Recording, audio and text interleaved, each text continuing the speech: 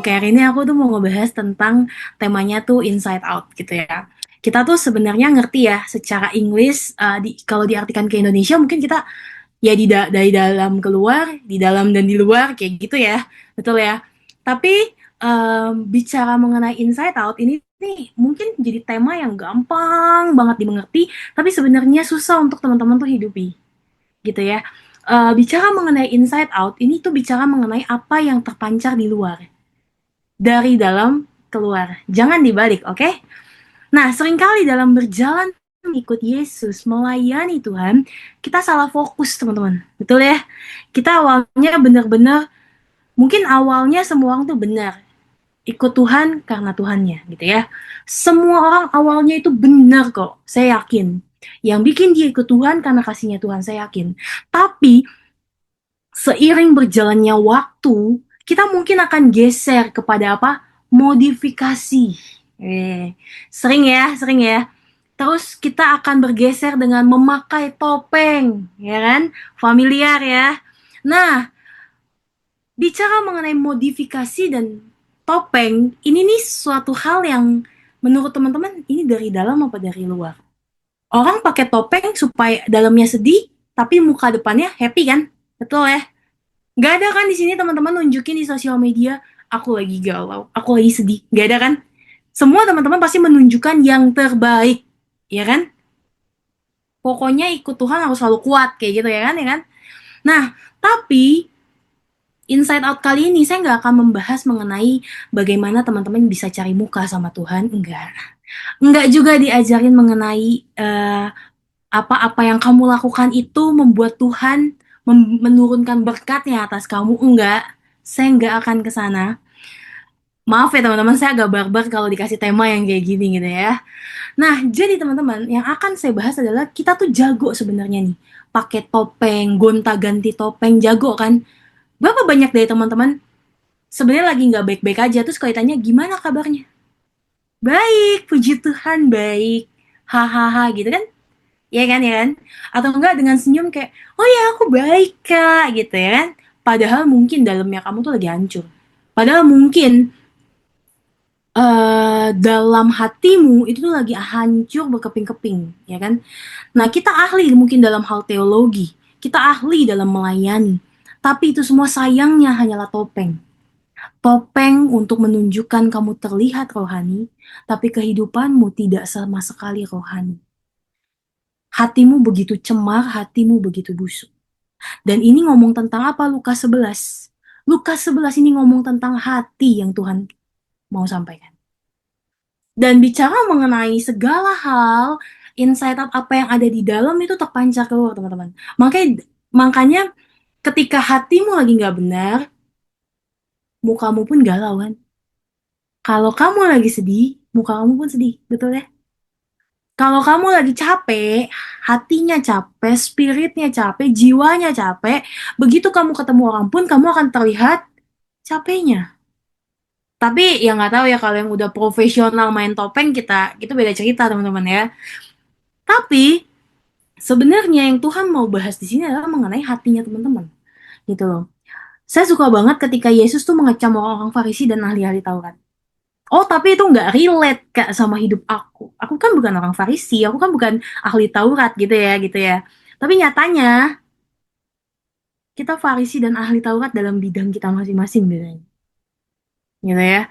Nah, tadi di ayat kalau teman-teman baca, kalau teman-teman buka Alkitab teman-teman di 37 sampai 54 ini sebenarnya banyak banget. Tuhan berkata, kamu orang Farisi, kamu membersihkan bagian luar dari cawan dan pinggan.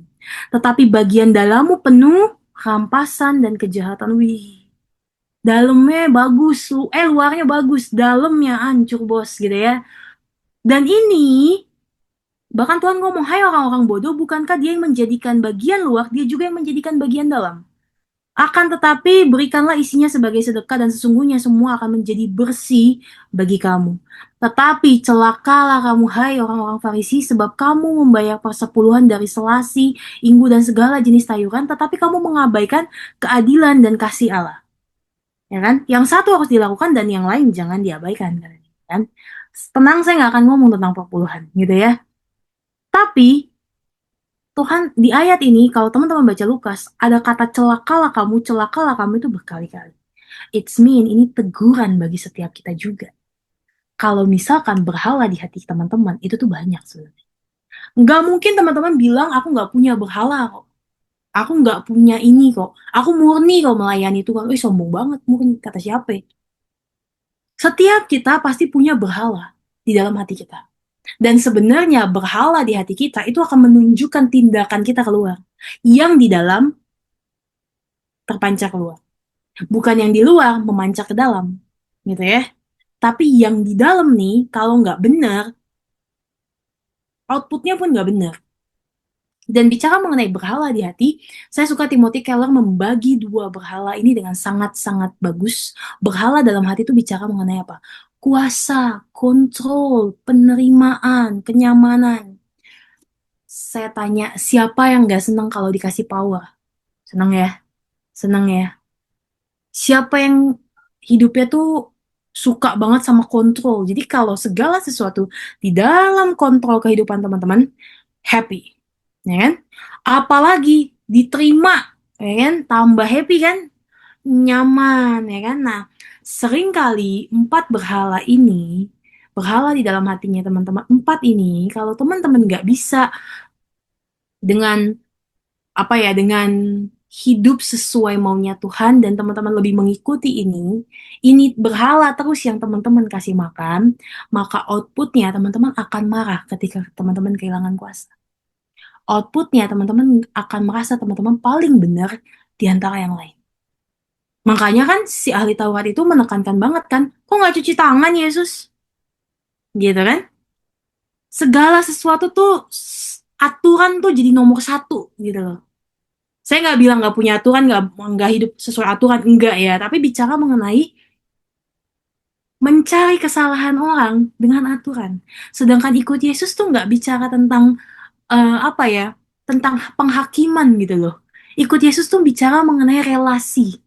Dan hatimu itu harus sungguh-sungguh sama dia. Tapi berhala yang kedua itu berhala di luar. Ya kan, berupa uang, karir, keluarga, pasangan, pelayanan, penampilan. Wih kak, pelayanan juga bisa ya, jelas dong. Lupa nih ahli ahli Farisi, ahli Taurat sama orang Farisi, orang-orang yang bukan pelayanan emang. Pelayanan kan. Sehingga teman-teman mungkin merasa kayak, ya tapi kan ini it's not relate ya kayak di zaman aku yang sekarang. Ayat ini udah nggak relevan mungkin. Tapi sebenarnya ayat ini tuh menggambarkan hati kita yang penuh dengan kejahatan. Yang dari luarnya terlihat baik, tapi di dalam ada begitu banyak kebusukan yang tersimpan. Dia mengancam orang Farisi dan ahli Taurat. Tahu nggak kenapa? Ibaratnya Yesus mengecam orang-orang itu. Bukan mengancam, mengecam, sorry. Celakalah kamu, celakalah kamu. Kenapa? Bahasa gampangnya gini, munafik. Oh, kamu berkoar-koar, kamu melayani Tuhan. Oh, kamu berkoar-koar. Mungkin kamu orang yang benar melayani dengan excellent gitu ya. Kamu nggak pernah telat misalnya dalam pelayanan segala macam. Tapi kata Tuhan, lu munafik. Lu hebat dalam melayani, tapi lu nggak hebat dalam menghidupi kasih. For what? Teman-teman gini loh, teman-teman boleh pelayanan di gereja yang hebat, teman-teman bahkan boleh menjadi pendeta sekalipun, tapi kalau berhalamu banyak, kamu akan kesandung karena berhalamu. Apa yang dari dalam itu terpancar keluar. Mungkin teman-teman boleh khotbah di mimbar ngomong kasih, kasih, kasih, kasih. Kita harus mengasihi, mengasihi. Kita harus menerima semua orang. Tapi dalam kehidupan nyata teman-teman pilih-pilih. Tapi dalam kehidupan nyata teman-teman nggak melakukan kasih itu. Cuman ngomong doang. Dan ngomong doang semua orang mah bisa, ya kan? Tapi Tuhan tuh nggak tertarik sama kehebatan kita, teman-teman. Yang dia bahkan nggak tertarik sama tampilan luar yang teman-teman bagus-bagusin itu. Yang tampilannya tuh teman-teman modifikasi dengan kelihatan rohani itu. Tuhan tidak ngelihat itu. Yang Tuhan lihat hatinya, teman-teman. Karena kalau hatinya benar, tindakannya benar. Inside out, gitu ya. Dan poin pertama, kita akan ngomong mengenai memiliki penampilan yang bersih keluar tetapi penuh dengan keserakahan di dalam. Gitu ya. Yesus menunjukkan cara di mana Injil mengungkapkan kehancuran dan dosanya teman-teman. Dosa kita semua. Cara kita mungkin tidak berbeda dengan orang-orang Farisi. Apa? Memiliki penampilan yang bersih di luar, tetapi penuh dengan keserakahan di dalam. Ada di sini yang penampilannya kalau mau ketemu orang compang-camping? Nggak ada kan? Ada di sini yang kalau mau ketemu orang pakaiannya lecek atau penampilan luarnya ibaratnya kalau cewek mungkin kayak masih baru bangun tidur gitu. Ada? Enggak kan? Teman-teman pasti akan make up, cowok akan grooming dengan bagus, betul kan? Penampilan tuh bisa diubah, teman-teman. Tapi kalau masalahnya hati teman-teman yang busuk, itu susah diubah. Dan cuma Yesus yang bisa mengubah. Dan pesan Injil dari ayat ini tuh sangat keras menurut saya ketika saya baca berkali-kali, karena ini bicara kepada setiap hati, dan saya nggak tahu hati teman-teman kayak gimana. Tapi yang saya tahu, setiap kita punya berhala kita masing-masing. Pasti. Setiap kita punya kegagalan, punya trauma, punya punya punya ambisi pribadi, dosa, kegagalan, masa lalu kita masing-masing.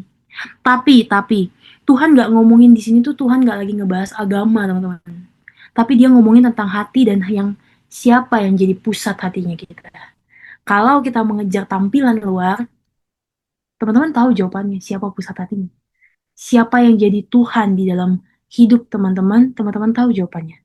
Ketika penampilan segalanya, pelayanan segalanya, bahkan mungkin cara kamu melayani harus terlihat perfect dan segala macam, itu menjadi segalanya. It's mean, itulah Tuhan kamu. Ya kan?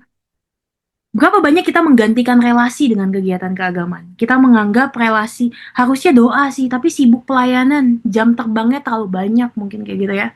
Sibuk terus, hebat sih emang, keren sih memang, puji Tuhan sih memang gitu ya. Pinter sih, tapi dalamnya kamu lagi dimakan loh sebenarnya. Di dalamnya kamu tuh lagi hancur perlahan. Di dalam hatimu tuh lagi busuknya setengah mati dan kamu tutupi itu semua dengan kegiatan rohani. Dan ini adalah sebuah fakta yang sangat-sangat, maaf saya harus ngomong, menjijikan teman-teman. Dan saya harap firman ini memang bukan firman yang enak. Kalau mau firman yang motivasi, jangan undang saya gitu ya, karena saya tidak akan bermotivasi di sini gitu ya. Tapi penampilan kita itu boleh rohani, boleh keren, it's nice teman-teman. Kita melayani Tuhan emang harus the best, dan kita memberikan yang terbaik. Tapi kalau hatimu kotor, Tuhan tuh tahu loh. Orang Farisi sangat teliti dengan aturan agama, mereka tampak sangat saleh, betul ya? Setuju ya? Orang orang Farisi saleh banget, buset dah. Keren banget ibaratnya gitu kan. Tapi Yesus tuh tahu orang ini tuh cuma bersih di luar. Hati mereka penuh kesombongan, keserakahan, kepalsuan, dan Tuhan tahu. Hari ini mungkin teman-teman, kalau kita tarik ke zaman sekarang, kita boleh rajin ke gereja. Posting, posting ayat, posting quotes rohani, ikut pelayanan, tapi tetap menyimpan kebencian, iri hati, hidup dalam dosa yang tersembunyi, tetap mencari pengakuan. Pengakuan segalanya, followers segalanya. Ngeri banget. Ini ngeri teman-teman. Mungkin temanya terkesannya, wah biasa aja lah, inside out gitu ya. Cuman ayatnya ini keras banget teman-teman. Kenapa? Karena Tuhan gak tertarik sama pertunjukan luar yang teman-teman tampilin. Dia melihat sampai ke dalam hati teman-teman. Orang Kristen yang hanya kulit luarnya bagus, hatinya busuk, adalah orang Kristen yang mati teman-teman. Kita nggak ngikut Tuhan, kita nggak ngikut Tuhan karena agama, kita ngikut Tuhan karena Tuhannya. Dan Tuhan, ketika teman-teman modifikasi dengan kulit luar yang bagus itu, ya kan? Teman-teman mungkin bisa bohongin orang. Teman-teman mungkin bisa membohongi orang betapa rohaninya teman-teman. Tapi ingat teman-teman, tuh teman-teman nggak bisa ngebohongin Tuhan, itu masalahnya. Kalau teman-teman bisa bohongin Tuhan, gila profesional banget dah lu. Tapi sayangnya teman-teman, Tuhan nggak lihat penampilan kamu. Tuhan lihat hatinya kamu. sebelum teman-teman benerin hatinya, ya, kamu boleh terlihat bersih di luar, tapi dalammu itu ngeri banget, gitu loh. Bahkan Lukas 11 ayat 39 itu ngomong Tuhan berkata, kamu orang Farisi, kamu membersihkan bagian luar makanya. Kenapa? Bagian luar lu hebat lu modifikasi tuh, ya kan? Tapi bagian dalam, lu tuh nginjek orang, lu tuh nyakitin orang, lu ngerampas, lu jahat, lu nggak punya kasih. For what? Gini ya, kemarin kan baru kejadian ya, yang lagi retret gitu ya, lagi retret, tiba-tiba, ya pokoknya gitulah intinya ya, karena ini recording. Tapi teman-teman, dia dikasih 100 juta loh pemilik rumah itu. Bisa nggak dia rampas 100 juta itu? Bisa. Bisa nggak dia itu mementingkan looks rumah dia lagi? Bisa. Tapi yang saya salut adalah di tengah yang kayak gitu tuh, eh, dia praktekin kasih. Ini nih, yang kayak gini nih, langkah. Mungkin kalau yang ketemu yang uang adalah segalanya, dia akan rampas itu lebih banyak. Nggak cukup segitu, gitu kan? Kan harus dimodif sekalian lah, sekalian rapiin, renovasi, ya kan? Tapi dia enggak, dia malah kasih itu. Dia menunjukkan belas kasihan. Karena dia tahu, dia mengalami Tuhan karena kasihnya Tuhan. Nah, orang yang ngalamin Tuhan karena kasihnya Tuhan, dia akan hidup dalam kasih. Bukan dalam rampasan, bukan dalam kebusukan, bukan dalam kejahatan, teman.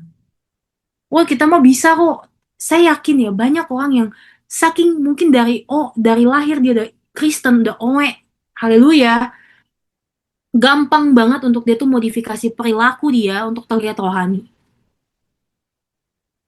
Tapi, balik lagi.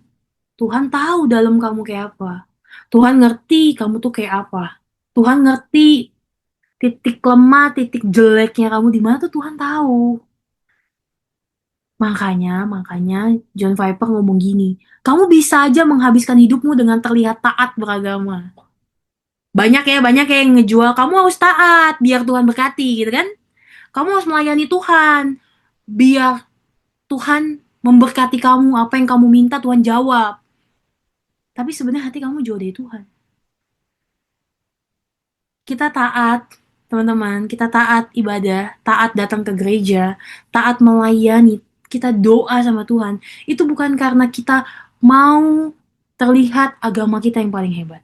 Tapi kita melakukan itu karena Tuhan udah lebih baik sama kita. Terlebih baik sama kita, dan dia sangat baik sama kita. Kita taat karena dia udah kasih nyawanya buat kita. Dia menunjukkan kasih yang terbesar itu. Kasih yang sempurna itu dia tunjukin.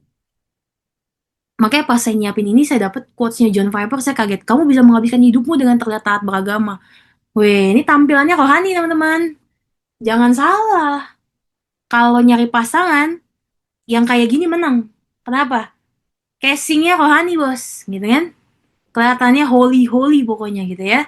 Tapi sebenarnya hatinya, ingat Tuhannya enggak. Ya, saya tahu dari diemnya teman-teman, ini khotbah ya nggak sesuai harapan gue nih gitu ya.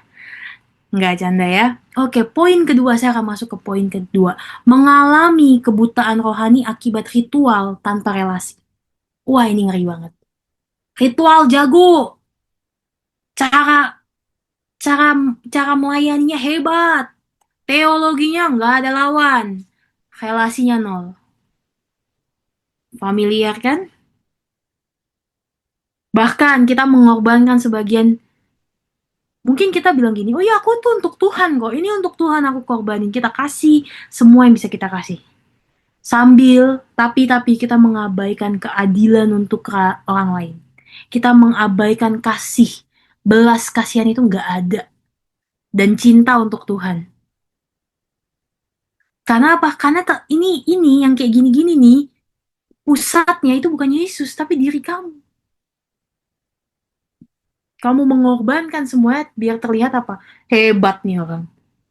Hidupnya 100% buat Tuhan. Tapi sebenarnya Kalau mau tuh, kalau kan Tuhan yang tahu, teman-teman mana tahu, ya kan? Yang tahu kan Tuhan. Oh iya nih orang relasinya menol. Tuhan baik mah cuman di quotes yang dia posting aja, gitu. Tuhan baik mah cuman pada saat dia lagi pelayanan aja. Kalau enggak ada tuh dia bilang tuh gue baik, kata Tuhan. Si, ini adalah sebuah ayat teguran teman-teman terhadap orang yang pandai secara intelektual tapi buta secara relasi sama Tuhan. Jika hati kita penuh kasih, hidup kita tuh akan murni. Percaya, percaya. Saya tuh orang yang saklek gitu kalau ngebahas tentang pelayanan gitu ya. Mungkin kalau teman-teman yang follow, hari Minggu tuh harinya YBA tanda kutip pinggir jurang mungkin ya. Tapi kalau teman saya ngomong, itu di dalam jurang. Tapi saya nggak menyindir siapapun, tapi niat saya adalah melayani. Itu butuh yang namanya tulus. Butuh yang namanya kemurnian. Kenapa? Masa sih kamu melayani Tuhan? Tuhan yang udah mati buat kamu, Tuhan yang begitu baik sama kamu, Tuhan yang memberikan dirinya disalib buat kamu. Masa sih kita datang sama Tuhan, kita melayani Tuhan dengan bilang, Tuhan gue dapat apa? Tuhan, posisi apa yang Tuhan kasih? Tuhan, mimbar mana yang Tuhan mau kasih? Enggak dong. Kamu nggak akan incar ambisi itu ketika kamu murni. Kamu nggak akan ngincar posisi ketika kamu punya kasihnya Tuhan. Bodoh amat sama posisi. Bodoh amat sama jadwal penjadwalan pelayanan. Teman-teman percayalah, kalau kamu nggak bener hidupnya, mau dijadwal, kamu akan jadi sandungan. Gini ya, saya tuh bukan orang yang nggak pernah ngalamin hal-hal yang nggak enak dalam dunia pelayanan gitu ya. Tapi saya ngerti banget apa yang di inside kamu akan mempengaruhi yang keluar. Kalau dalamnya kamu nggak bener gitu ya, wah, kita dijahatin orang, kita akan gini deh, kalau hatimu bukan Tuhan isinya. Logika, daging, kalau dijahatin, balas atau ampuni. Tulis aja di kolom komen, nggak apa-apa. Balas ya, kita mau balas kan. Gua habisin lo, gitu kan? Ya kan? Tapi, kalau kalau ketika kamu dilukai, diinjak, hatimu isinya Yesus, kamu tahu betapa besar Tuhan sayang sama kamu balas atau kamu ampuni? Ampuni. Kamu akan nunjukin kasih. Kasih itu bukan berarti teman-teman ngalah terus enggak ya. Tapi teman-teman nggak punya niat jahat sama orang itu. Itu aja. Dan mengalami kebutaan rohani ini, menurut saya, sia-sialah perjalanan hidup kamu sama Tuhan ketika kamu buta karena kamu nggak punya relasi sama Tuhan. Lu jago ngomong tentang Tuhan, lu jago bikin konten, segala macam dan lain-lain, tapi lu nggak jago dalam membangun hubungan sama Tuhan. Sedangkan relasi itu di atas segalanya sama Tuhan. Karena relasimu sama Tuhan, karena hubungan yang kamu bangun sama Tuhan, kamu bisa kuat, kamu bisa murni, kamu mampu mengampuni, kamu mampu melayani, kamu kuat berjalan sekalipun bahkan dalam lembah air mata, kamu kuat. Kenapa? Karena dalamnya kuat, dalamnya tuh benar gitu loh. Sayangnya kan ya begitu deh gitu kan. Jika hati kita diubah, maka tindakan kita tuh pasti ngikutin. Kalau dalamnya nggak berubah, ya tindakannya juga ya gitu-gitu aja. Yang aneh-aneh aja. Orang tuh kalau udah punya, maaf ya teman-teman, saya harus ngomong gini. Orang kalau udah punya ambisi, ya, orang tuh kalau udah gila sama panggung, ya, orang tuh kalau udah gila terkenal, ya, itu outputnya aneh-aneh. Lihat deh, lihat. Aneh-aneh. Saya yakin di sini banyak kan yang udah pelayanan ya. Ngelihat dong berapa banyak ya kan. Nggak usah hakimi, tapi ngeh gitu. Kita tuh bisa bedain kok. Ambisi, ambisi, ambisi. Kalau orang udah punya ambisi yang nggak bener, itu udah pasti dasarnya udah nggak beres. Motivasinya udah pasti nggak bener. Hasilnya aneh-aneh. Makanya hasilnya sikat sana sini, kan? Hasilnya jahatin sana sini, fitnah sana sini. Yang kayak gitu. Karena apa? Buta. Dia nggak punya hubungan.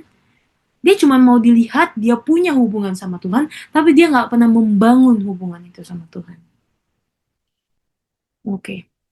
Dan di luar, outside kita itu ritual yang kita jagoin. Ibadah, pelayanan, gitu kan.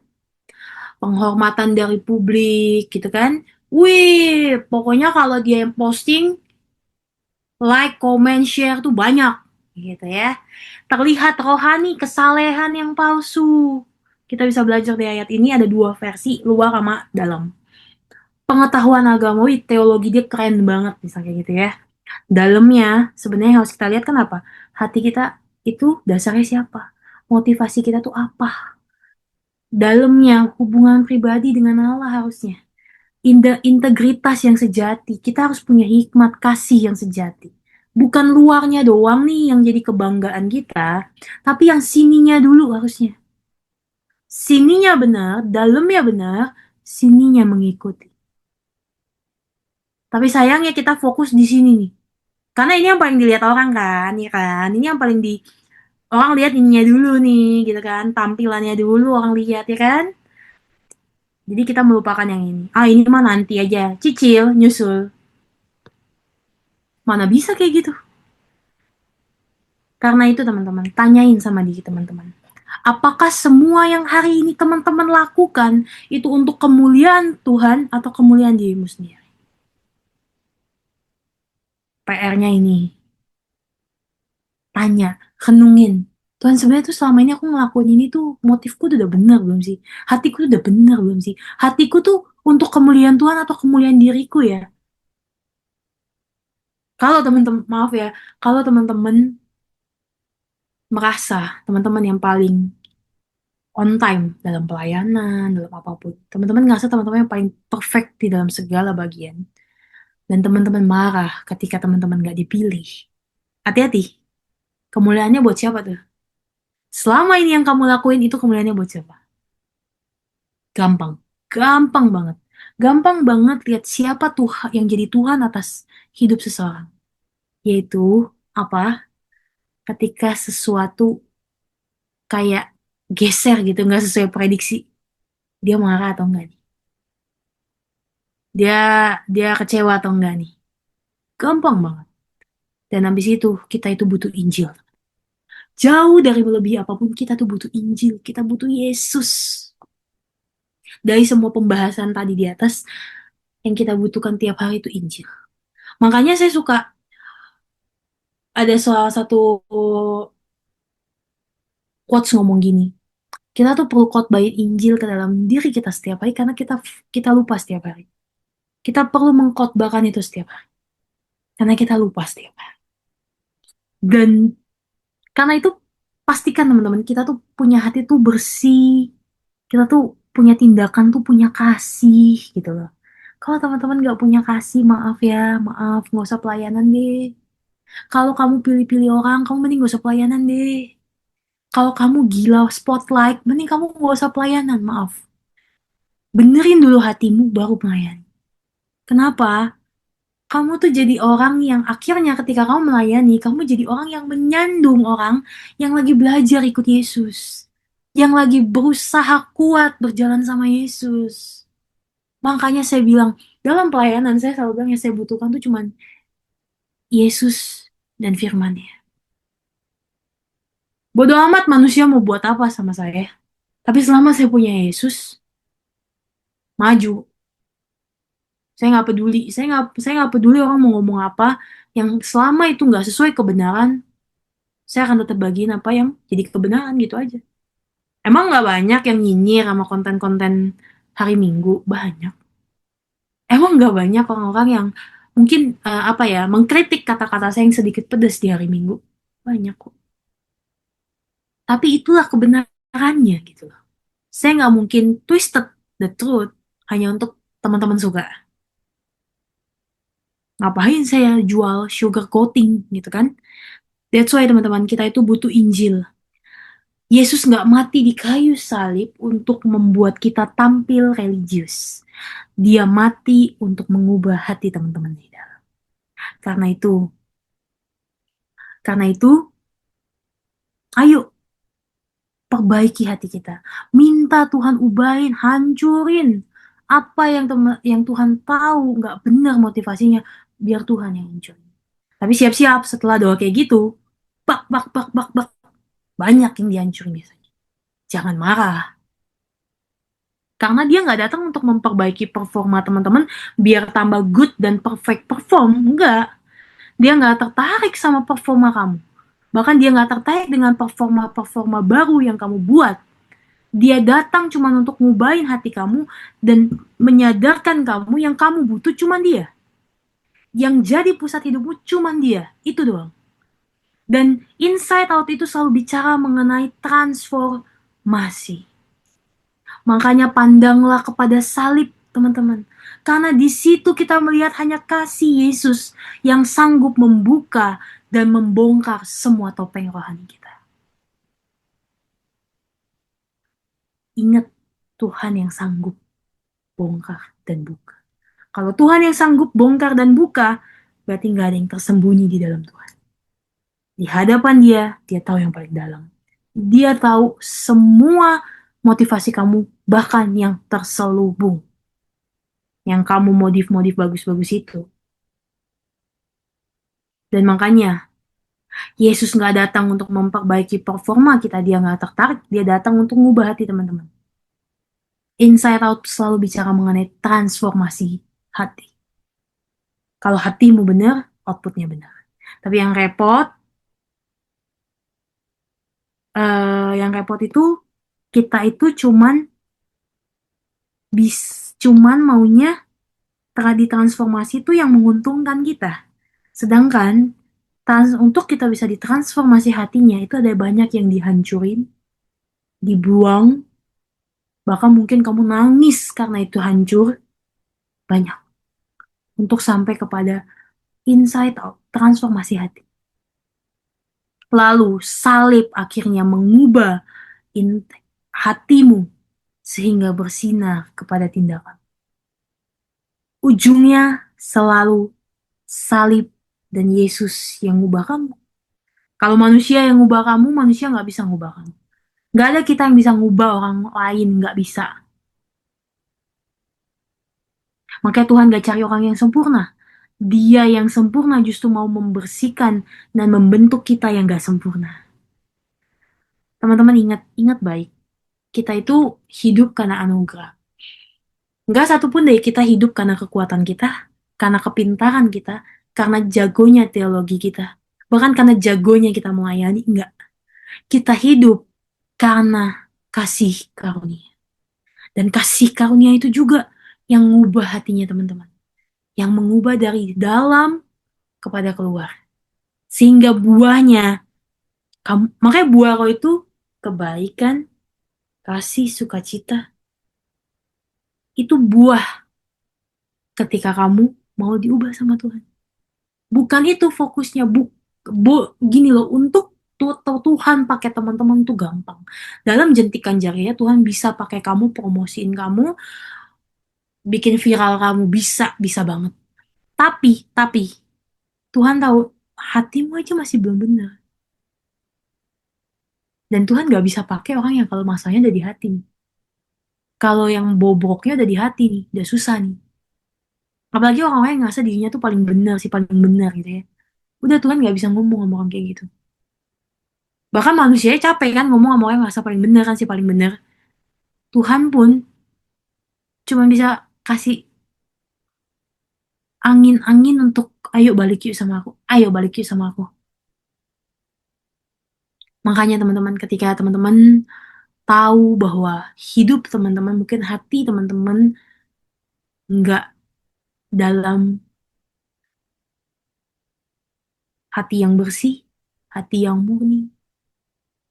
Ayo datang sama Tuhan, minta Tuhan bersihin, minta Tuhan tata ulang hatinya teman-teman. Minta tahu Tuhan bahkan kalau emang harus dihancurin, hancurin. Atau mungkin teman-teman sekarang lagi dalam hati yang remuk, gak apa-apa. Lebih baik diremukin sama Tuhan sekarang, supaya kamu gak jadi sandungan nanti. Apapun itu gak pernah niat jahatnya Tuhan. Tapi Tuhan selalu punya rancangan yang mendatangkan kebaikan. Dan selalu dia memberikan yang terbaik karena dialah kebaikan itu. Gak pernah Tuhan tuh berniat ngeremukin teman-teman untuk bermaksud nyakitin teman-teman. Enggak. Teman-teman, Tuhan remukin hati teman-teman. Hancurin apa yang teman-teman pegang selama ini. Tujuannya adalah untuk menuntun teman-teman kepada rancangannya dia, kepada jalannya dia, dan kepada panggilan Tuhan. So hari ini, sekian firman hari ini, teman-teman ingatlah bahwa salib dan kasih Yesus yang membuat teman-teman. Ingatkan bahwa kasih Yesuslah yang membuka dan membongkar semua topeng rohani teman-teman. So hari ini nggak ada lagi topeng ya. Kalau kata lagu Peter Pan, buka dulu lah topeng kita gitu ya. Supaya kita tuh bener dalamnya, buahnya pun bagus, tindakannya pun bener. Tapi kalau hatimu udah busuk, buahnya juga busuk. Oke, amin. Oke, mungkin saya tutup dalam doa sebelum saya serahin ke host. Oke, kita satu dalam doa. Tuhan Yesus, terima kasih buat kasih kebaikan-Mu. Terima kasih buat penyertaan-Mu. Bahkan terima kasih Tuhan, kalau Tuhan udah mengumpulkan kami di dalam Zoom meeting ini. Tuhan, Engkau yang beracara dalam setiap hati kami. Hancurkan apa yang harus Tuhan hancurkan. Ubah hati kami ya Tuhan, sehingga kami punya hati yang tulus, hati yang murni, hati yang mengasihi Tuhan. Sehingga kami bersinar terang dan memancarkan kasih-Nya Tuhan. Thank you ya Bapa, di dalam nama Tuhan Yesus. Haleluya.